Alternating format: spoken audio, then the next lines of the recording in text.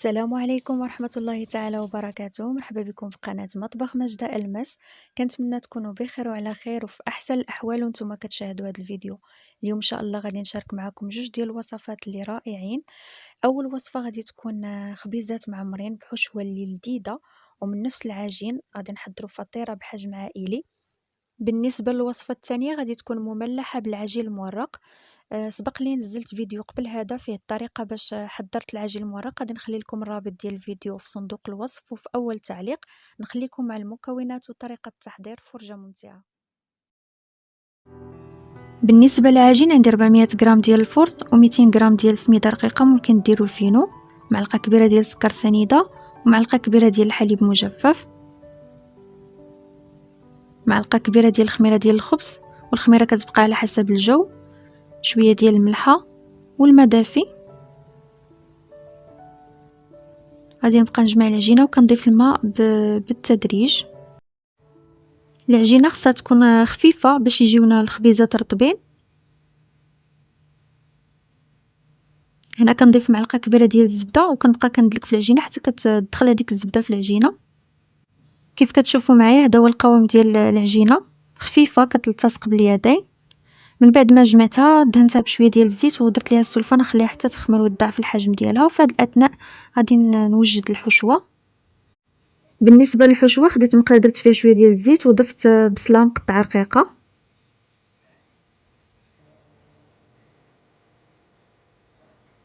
غادي نضيف الكفته،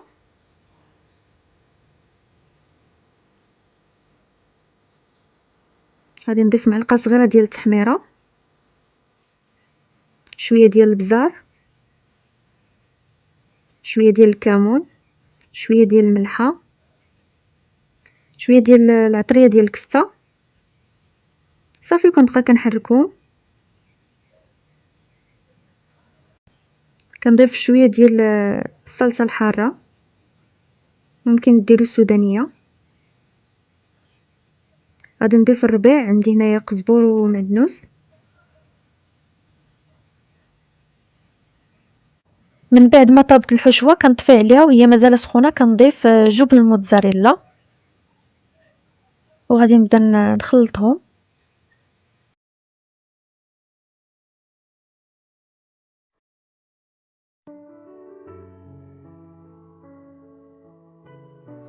هنا من بعد ما خمرات العجينه غادي نخرج الهواء اللي فيها وكنرش سطح العمل بالدقيق وغادي نجمعها. ومن بعد غادي نشكلها كويرات صغار، وممكن انكم تشكلوها كويرات بالحجم اللي بغيتو نتوما. من بعد ما شكلت هاد الكويرات كناخدو كل وحده وكنطلقوها وكنديروا شويه ديال الدقيق باش ما تلصقش لينا، وكنحطوا الحشوه وكنبداو كنجمعوها على هذا الشكل.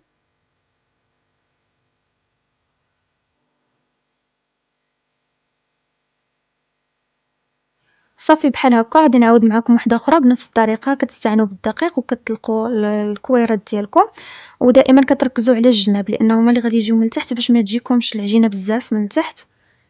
كتحاولوا انكم تلقوهم اكثر من الوسط. صافي كنجمعها بحال هكا وغادي نستمر بنفس الطريقه حتى نكمل الكميه اللي عندي.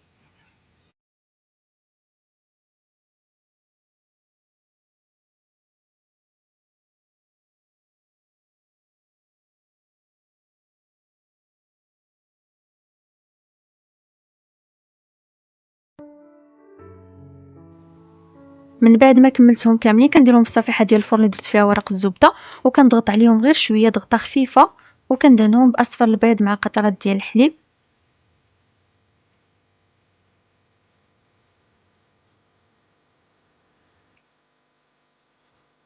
كناخد موس اللي كيكون ماضي وكندير شريطات من الفوق كيكونوا غير سطحيين باش ما تخرجش الحشوه.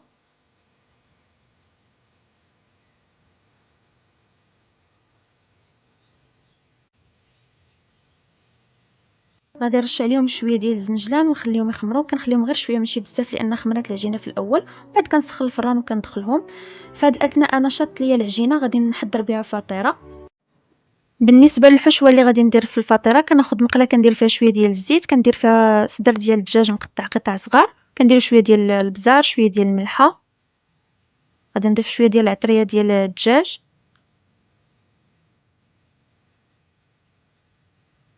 شويه ديال بودره الثوم ومعلقه ديال صلصه الصوجا صافي. وكنبقى كنحركهم.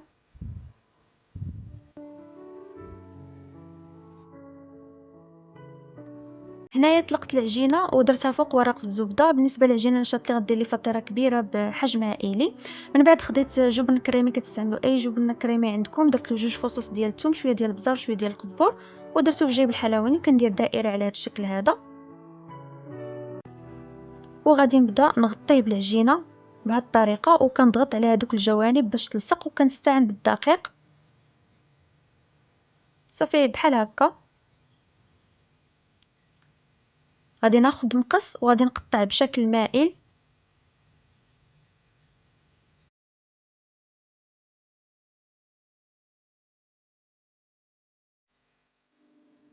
كناخذوا هذاك الراس اللي قطعناه وكنردوه لوسط الدائره وكنضغطوا عليه، ودائما كنستعانوا بالدقيق بهذه الطريقه هذه وكنضغطوا مزيان.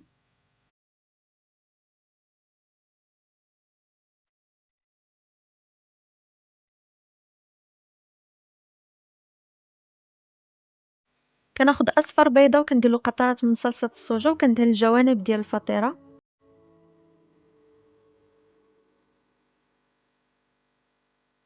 غادي ندهن الوسط ديال الفطيره بصلصه الطماطم.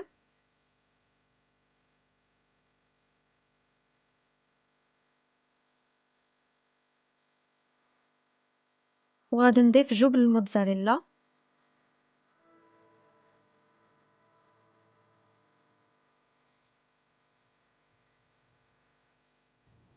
غادي نضيف قطع ديال صدر الدجاج.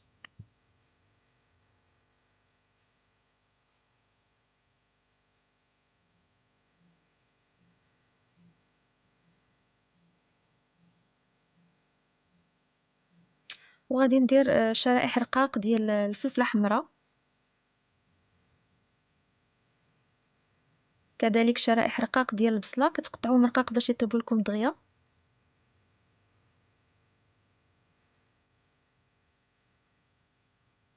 وغادي ندير الفرماج احمر.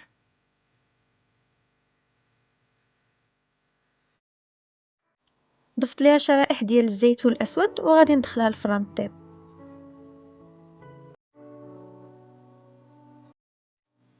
وهادو هما الخبيزات من بعد ما خرجتهم في الفران. شوفوا كيفاش كيجيو رائعين جدا، والحشوه اللي فيهم ما تشبعوش منهم. فعلا يستحقوا التجربه. ممكن ديروا حشوات مختلفه، وممكن هاد العجين تعتمدوا في بزاف ديال الفطائر. غادي ينفعكم بزاف. كذلك ممكن انكم تحتفظوا بهاد الخبيزات في المجمد، كديروا في بلاستيك غذائي، ومن بعد ملي كتحتاجوهم كتجبدوهم. وهذه هي الفطيره. شوفوا معايا كيفاش جات، غير من التقطيعه ديالها كتبان رطبه، كتجي رائعه. شوفوا هاد الجهه اللي درت فيها الجبن كيفاش كتجي خاويه، والجبن بالاضافه ديال الثوم والابزار كيجي لذيذ ما تشبعوش منه. بالنسبه للحشوه اللي غادي نستعمل في هذه المملحه، كنحتاج لصدر الدجاج اللي درت ليه شويه ديال القزبر، شويه ديال الملحه، شويه ديال البزار، شويه ديال الهريسه، وشويه ديال عصير الحامض. كنخلطهم مزيان وكنخليه واحد الساعه باش يشرب هاد العطريه. عندي فلفله مشويه، عندي بصله مقطع شرائح رقاق، وعندي الفرماج احمر مع جبن الموتزاريلا، عندي الصلصه الجزائريه والزيتون. خديت مقله درت فيها شويه ديال الزيت ووضعت فيها الفلفله.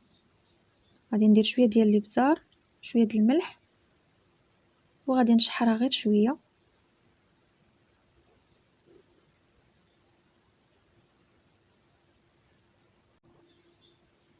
بنفس الطريقه غادي نوضع شويه ديال الزيت في المقله، وغادي نضيف البصله. غادي نضيف لها شويه ديال البزار وشويه ديال الملحه.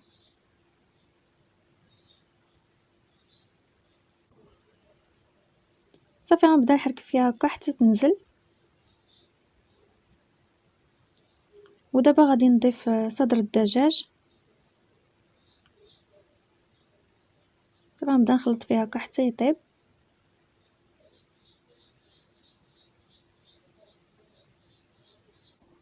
ودابا غادي ناخد نصف الكميه ديال العجين المورق اللي وجدت، غادي نطلقو مزيان.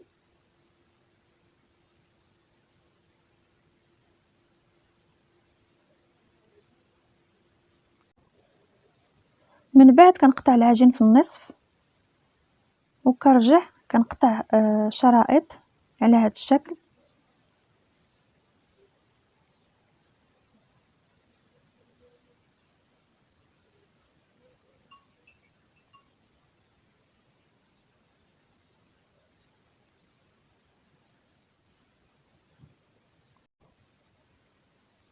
غادي ناخد البيض مع قطرات ديال الخل وغادي ندهن بهم هاد الجناب هادو باش نثبت هادوك الاشرطه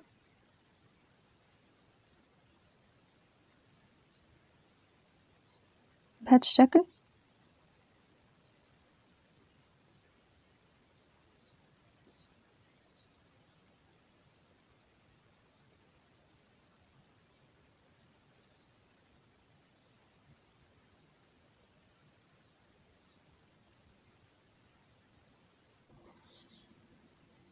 من بعد كنوضعهم في صفيحه الفرن وكناخد فرشيطه وكنتقبهم على هذا الشكل هذا.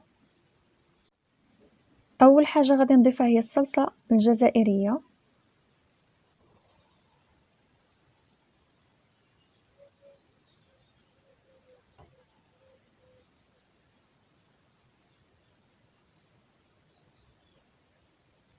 دابا غادي ندير الفلفله،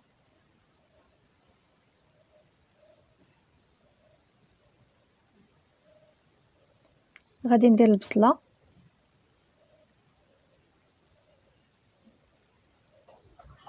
وغادي ندير صدر الدجاج، غادي نضيف الزيتون،